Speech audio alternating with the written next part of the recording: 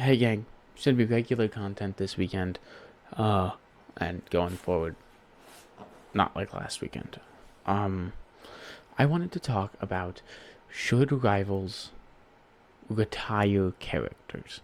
And this is an idea that was given to me. I mentioned it in I think the tier list or some other thing that I just keep forgetting to or I haven't got onto it. So thank you for the suggestion. I do read the comments. Now, should they retire characters? I think it'd be cool. But I also think it might be like next year. By this time next year, we will have 12 more heroes. So we'll have roughly 58. And then I think at some point after this next year, they're going to go back to the original 3-month seasons. Not with 1.5 month half seasons. Just because I don't think the 1 month is sustainable. I don't think they're going to be able to do it long term. They're just getting all the content that they have backed up, get that out, so that way they can do it more live. That's my opinion. That's what I think is happening. Because, well, after the first year, I thought they were going to stop doing the 1 month. I thought they were going to have to abandon that pretty quickly, but they didn't. So I think they're going to keep doing it until they can't sustain it anymore, which is fine by me. But that means at max we get like 2 more years. We probably get 2 more years of one hero a month, so in 2 years, we'll still only have roughly 60, 70 characters. And I don't think that's enough to do seasonal heroes. Like, even if you had 100 in each, 100 characters total, that's still, if we're balanced, 33 in each category.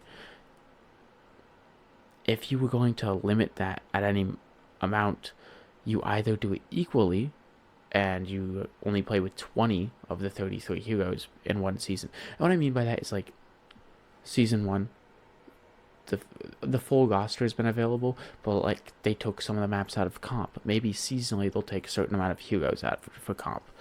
And I think it'd be fun because it would genuinely change the meta in good ways. Because imagine next season you just can't play Gambit or Emma. Emma's not that big of a problem. You can't play Gambit or Mag next season, right? It changes things. Everything gets shaken up. The game essentially would become different because those two characters, as long as they've been released, have pretty much defined the game. And Gambit has less time to define the game than Mag does, and I realize that, but he's still like the best support in the game. So like, yeah, what are you gonna do? But I think it's bad, and I think it's bad on the premise of if I play this game because I like playing tank, or personally, my favorite tank right now, I really like Captain America. I don't get to play him often enough to like really say he's my favorite, but my favorite tank would be Doctor Strange. I love playing him. That's mainly because I love. You can't see what I'm referring to. I love Doctor Strange comics. I collect them. I read them. I love the character. I love his source material. If there was a season where you took him out of the game, I would still play the game, but I wouldn't like it. I'd be constantly saying to my friend, "Oh, yeah, if only I could play Doctor Strange here. If only I could play Doctor Strange." Right? I think that's bad. It's just the negative perception of taking a character that people like to play out of the game. The same thing that happened with Jeff, the Jeff rework. While I think the Jeff rework was good for his character, genuinely, and I can explain that later if someone asks, but I think that was good for his character, and I believe that wholeheartedly. I don't think it was good for the people who liked playing Jeff as a dive character, because their character was removed from the game. And so to just straight up say, you can't play this character anymore, it's just bad. That's just bad. It's bad for the players. People don't like that. But on principle, outside of the perception of that, outside of the people won't like having their character removed from the game, I think it's fun. Because right now, assuming they're going to keep the same design philosophy that they have for forever, it would really help. Because let's say we're at 46 heroes right now. Let's say they remove 10. Or at like 44, 46. They remove 10 or 15 every season. And it's a different set of 10 or 15 that's completely out of the game. Maybe there's some overlap, but not a lot. You would genuinely have a different game. Because right now, Moon Knight's really good. Moon Knight's really good. Hela's really good. Hawkeye's really good. You take out Gambit. Like, let's say they took out Gambit and Cloak and Hawkeye, Mag, Strange. Let's say those are 5 of the characters that are taken out. Meta genuinely shifts. The entire way you play the game changes. It's a really good way for them to it would be a really good way for them to control the meta and control, like, people want a variation of gameplay. We know that. People have been asking it because people don't like triple support. Please stop playing triple support. I'm going to go on a limb here. I think triple support's fine. I think triple support is fine. Sustain meta is bad. And sustain meta is triple support, but it's triple support but played for sustain, so that way you never die and you always have support ultimates. Triple support should be like 2 supports and Mantis plays like a DPS, constantly damage boosting her team. But you can't really do that.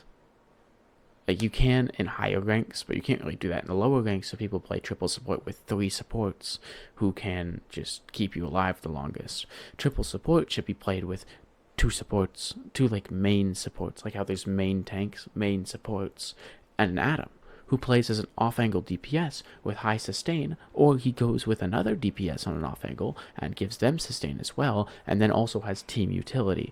Like, the other supports, the people who work best as a third support, will never be able to work as a second support unless you crack them out of the wazoo.